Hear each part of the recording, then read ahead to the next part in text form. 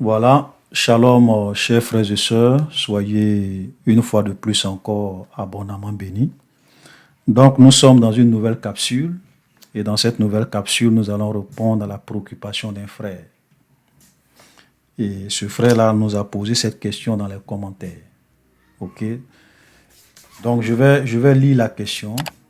Je vais lire la question pour qu'on puisse vraiment bien se comprendre. Donc, voici la question du frère. Donc, il a fait le commentaire sur la vidéo numéro 277. Bonjour frère, je voudrais comprendre Actes chapitre 9, le verset 7 et Actes chapitre 22, le verset 9. Y a-t-il une contradiction? Est-ce qu'il y a une contradiction entre Actes chapitre 9, le verset 7 et Actes chapitre 22, le verset 9? Voilà. Et bien avant lui, il y avait aussi d'autres frères qui m'avaient posé la même question. Voilà, sur WhatsApp. Donc, ils m'avaient envoyé des messages par rapport à ça. J'avais répondu. Voilà, bien sûr. Et comme je ne peux pas souvent répondre à tout le monde quand des gens me posent les mêmes questions, souvent c'est mieux de faire des vidéos pour essayer d'éclairer le plus grand nombre. Et même ceux à qui je n'ai pas pu répondre, qu'ils puissent aussi avoir une réponse dans cette vidéo. Voilà. Donc, est-ce qu'il y a une contradiction entre Actes chapitre 9, le verset 7? On va lire les deux textes, voilà, pour qu'on soit vraiment sur la même page. Actes chapitre 9, le verset 7 nous dit: les hommes qui l'accompagnaient, donc parlant de Paul, donc les hommes qui accompagnaient Paul sur la route de Damas, donc les hommes qui l'accompagnaient demeuraient stupéfaits. Ils entendirent bien la voix, mais ils ne voyaient personne. Maintenant, dans Actes chapitre 22, le verset 9 nous dit: ceux qui étaient avec moi, ça c'est Paul qui parle, ceux qui étaient avec moi virent bien la lumière, mais ils n'entendirent pas la voix de celui qui parlait. Alors je dis: que ferai-je, Seigneur? Voilà. Donc, voilà ce que ces deux versets-là nous disent. De l'autre côté, Paul dit que les gens qui étaient avec lui, donc ceux qui accompagnaient Paul, ont bien entendu la voix. De l'autre côté, on dit qu'ils n'ont pas entendu la voix. De l'autre côté aussi, on dit qu'ils n'ont vu personne. De l'autre côté, on dit qu'ils ont vu une lumière. Donc, où se trouve la vérité? Ils ont entendu ou bien ils n'ont pas entendu? Ils ont vu une lumière ou bien ils n'ont pas vu une lumière? Voilà. Et souvent, ce sont des tests comme cela que nos amis musulmans aiment souvent prendre pour dire aux chrétiens: ah, il y a des contradictions claires dans la Bible. Actes chapitre 9, le verset 7. Actes chapitre 22, le verset 9. Voilà. Et souvent, il y a des chrétiens qui tombent dans les pièges parce qu'ils ne cherchent pas à comprendre. Voilà. Ils ne se posent pas des questions. Il y a des gens qui aiment avaler facilement tout ce qu'on leur dit. Donc, chers frères et sœurs, nous avons vraiment besoin de faire beaucoup attention. Vous savez, comme je l'ai dit à plusieurs reprises, si le diable, ou bien même si quelqu'un veut détruire ta foi, il suffit simplement qu'il te prouve que la Bible ne peut pas être la parole de Dieu parce qu'il y a des contradictions dans la Bible. Et puis c'est fini. Il aura réussi. Voilà. Donc si la Bible n'est pas la parole de Dieu, si la Bible est falsifiée, si la Bible contient des erreurs, ça veut dire que ta foi est basée sur un livre qui contient des erreurs. Voilà. Donc on a déjà fait d'autres vidéos même où on a eu à répondre à d'autres contradictions. Voilà, donc je vais vous afficher ici les numéros des deux vidéos qu'on a déjà faites. Voilà, vous pourrez trouver ces vidéos-là sur la chaîne Vérité Biblique TV. Voilà, où on a répondu à ce genre de questions. Ok? Voilà, donc je vous exhorte à aller déjà regarder ces vidéos-là parce qu'on a répondu à un certain nombre de de passages que souvent des gens prennent pour vous dire que oui, il y a des contradictions dans la Bible, il y a des contradictions sur la généalogie de Jésus, il y a des contradictions sur certains événements qui entourent la naissance de Jésus, etc., etc. Donc on a essayé de prendre chaque point et on a répondu à cela.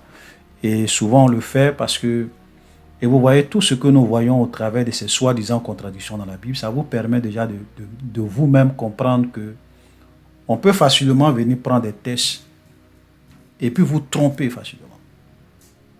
Voilà. On peut venir prendre un test. Et quand vous allez regarder, vous allez dire, ah oui, mais c'est vrai, c'est clair. C'est clair, on dit qu'ils n'ont pas entendu la voix. Ok? Dans Actes chapitre 9, le verset 7, on dit, ils entendirent bien la voix. Donc dans Actes chapitre 9, le verset 7, ils ont bien entendu la voix. C'est écrit noir sur blanc. Dans Actes chapitre 22, le verset 9, on dit qu'ils n'ont pas entendu la voix. C'est écrit noir sur blanc. Ça là, il n'y a pas de doute. C'est clair, c'est net. Contradiction dans la Bible. C'est le même événement. Hein? Voilà, c'est le même événement qu'on parle dans les deux textes. Donc, comment on peut réconcilier ces deux passages? D'abord, chers frères et sœurs, à première vue, bien sûr, quand on regarde, on a l'impression qu'il y a une contradiction. Voilà, ok, comme je le disais tout à l'heure. Mais, il faut savoir qu'il n'y a pas de contradiction. Pourquoi il n'y a pas de contradiction?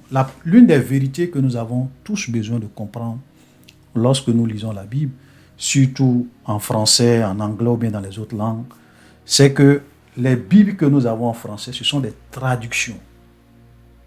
Donc les gens, par exemple, l'Ancien Testament a été écrit en hébreu. Tous les livres du Nouveau Testament ont été écrits en grec. Ok? Voilà, en grec. Donc, les Bibles que nous avons en français, on va parler du Nouveau Testament, voilà, qui a été écrit en grec. Donc, si je prends les livres du Nouveau Testament, ceux qui ont traduit les livres du Nouveau Testament ont traduit du grec en français. Si c'est en anglais, ils ont traduit du grec en anglais. Maintenant, quand on est en train de traduire un livre, ou bien on est en train de traduire des phrases, on est en train de traduire, je ne sais pas, des paragraphes, même quand on est en train de traduire un livre, souvent un même mot peut avoir plusieurs sens. Ok? Un mot, vous pouvez prendre un mot en grec. Ce mot-là peut avoir plusieurs sens. Maintenant, en fonction du contexte où on l'utilise, on peut lui donner un sens spécifique. Moi, je comprends.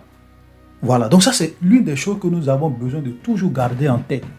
C'est que les Bibles en français, les Bibles en anglais, les Bibles, je ne sais pas, en chinois, les Bibles en espagnol, tout ça, ce sont des traductions. Parce que le Nouveau Testament n'a pas été écrit en français. Le Nouveau Testament n'a pas été écrit, et je vais dire les premiers, ceux qui ont écrit là, n'ont pas écrit en anglais. Donc comme nous, on ne comprend pas le grec, les gens sont obligés de traduire pour que nous, on puisse lire et comprendre.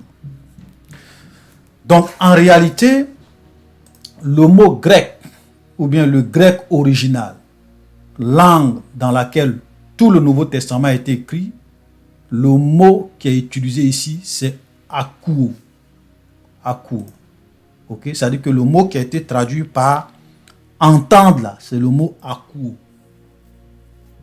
C'est un mot grec. Et ce mot grec là a deux significations. Ça a deux sens. Ça veut dire entendre, ou bien ça veut dire comprendre. Ok? Donc, dans certains cas, quand on dit akou, ça veut dire comprendre. Dans certains cas, quand on dit akou, ça veut dire entendre. Je vais vous donner un exemple clair.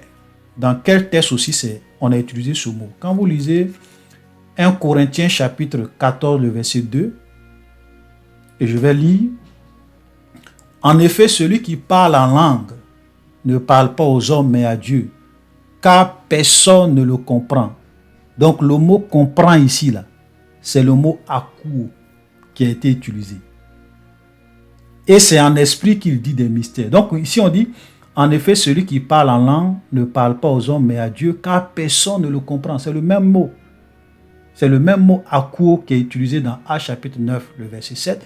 C'est le même mot akuo qui est utilisé dans Actes chapitre 22, le verset 9. C'est le même mot akuo qui est utilisé dans 1 Corinthiens 14, le verset 2. Mais dans 1 Corinthiens 14, verset 2, on n'a pas traduit ça par entendre. Par entendre, on a traduit ça par comprendre. Donc, car personne ne le comprend. On aurait pu aussi dire ici que personne ne l'entend. Mais si on dit ça, on va dire non, il y a un problème, c'est trop flagrant. Parce que celui qui parle en langue, c'est vrai que on ne comprend pas ce qu'il dit, mais on entend ce qu'il dit. Vrai ou faux? Quand quelqu'un est en train de parler en langue, ok? Même quand quelqu'un, même si par exemple, laissons même cette histoire de parler en langue.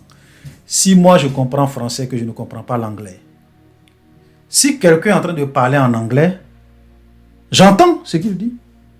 Mais le problème c'est que je ne comprends pas l'anglais. Ok? Voilà. Donc, c'est une question de traduction. Voilà. C'est une question de traduction. Donc, en réalité, comment on doit pouvoir lire?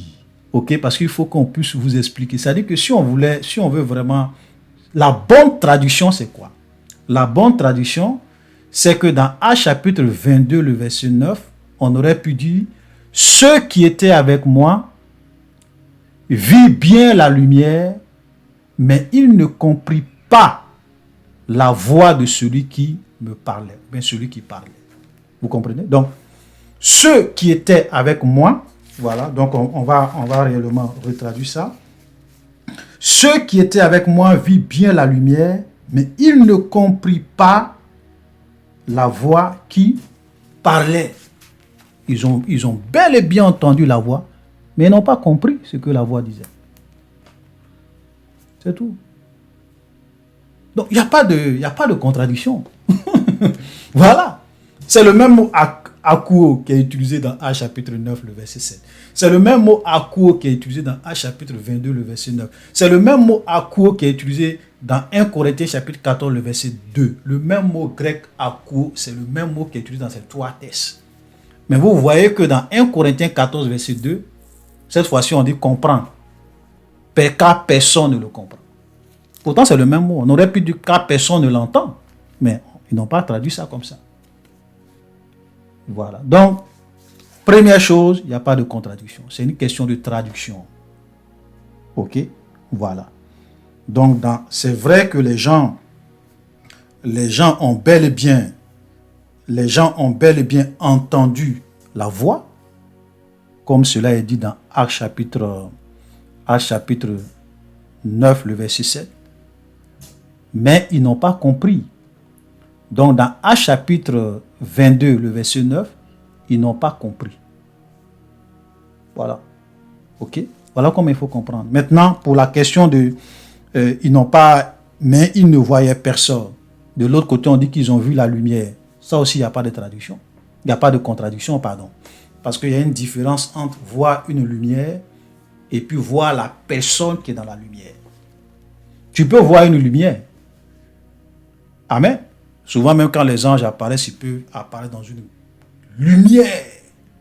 Mais tu peux voir la lumière, mais tu peux ne pas voir la personne qui se trouve dans la lumière. Alléluia. Donc ici, les gens ont bel et bien vu la lumière, mais ils ne voyaient pas la personne qui était dans la lumière. Alléluia. Voilà comme il faut comprendre. Alléluia. Voilà. Donc vous voyez, une explication vraiment très simple.